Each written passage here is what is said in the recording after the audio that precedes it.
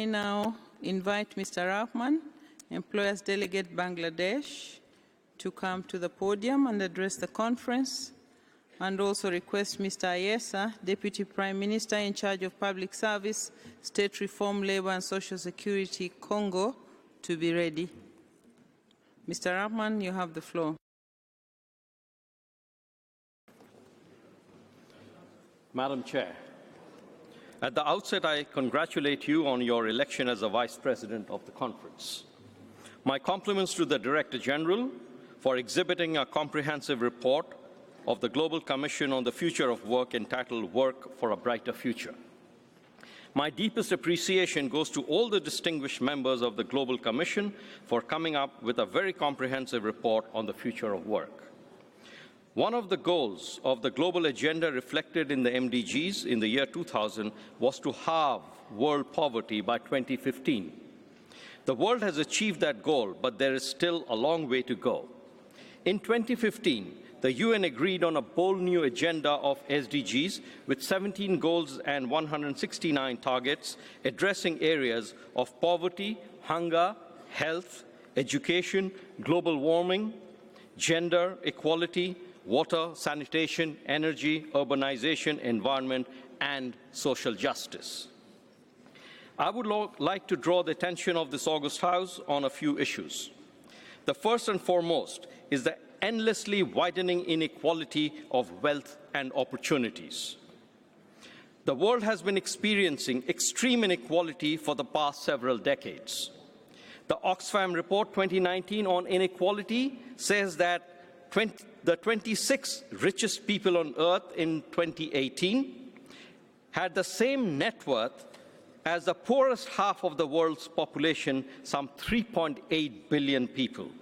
Future of work will be seriously impacted if such extreme inequalities are not properly addressed.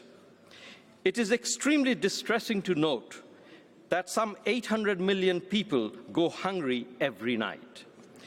It is also unexplainable how 30 to 40% of the food we produce globally is wasted.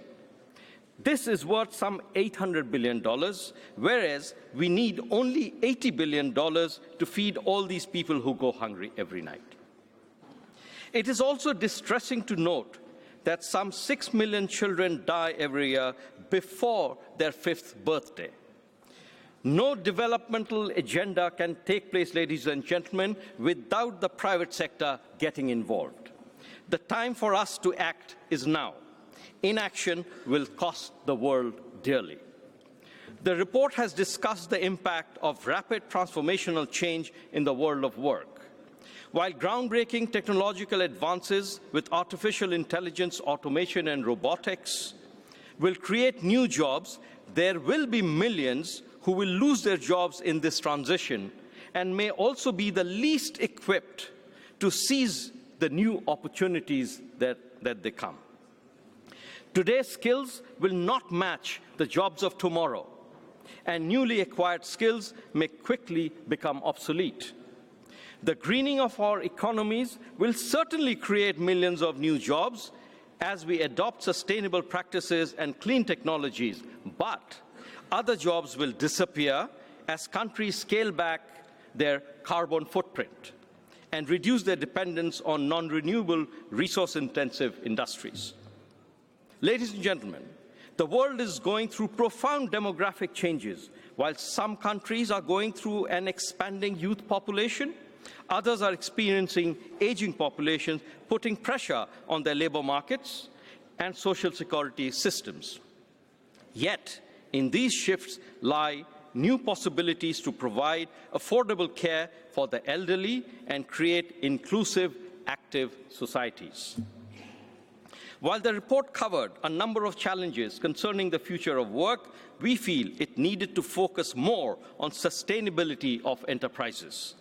Without sustainable enterprises, decent work and social justice cannot be ensured, which is the very goal the ILO has been pursuing for the last 100 years. This report calls for a human-centered agenda for the future of work that reinforces social integration and cohesion by placing people and work at the heart of the socio-economic policy and business practices in a responsible manner. The report has also recommended strengthening of relationships amongst multilateral institutions, in particular the Bretton Woods institutions and the ILO, to make ILO activities as well as national policies more relevant in addressing challenges in the field of work. While we appreciate the recommendations made in the report of the Global Commission, we are seriously concerned with some of the issues raised, such as universal labour guarantee, which may create serious difficulties for the developing economies. Innovation, technological advancement and artificial intelligence vis-à-vis universal labour guarantee is a seriously conflicting factor in today's world of work. In conclusion, ladies and gentlemen, the Government of Bangladesh, in collaboration with other developing agencies and private sector entrepreneurs, has undertaken various steps to address SDGs, where relevant issues has been dealt with without leaving anyone behind. I believe that Bangladesh and countries of similar economies will mitigate the issues with the assistance of the ILO and other development partners and ensure decent jobs for all citizens through a fair globalization. Thank you very much, ladies and gentlemen.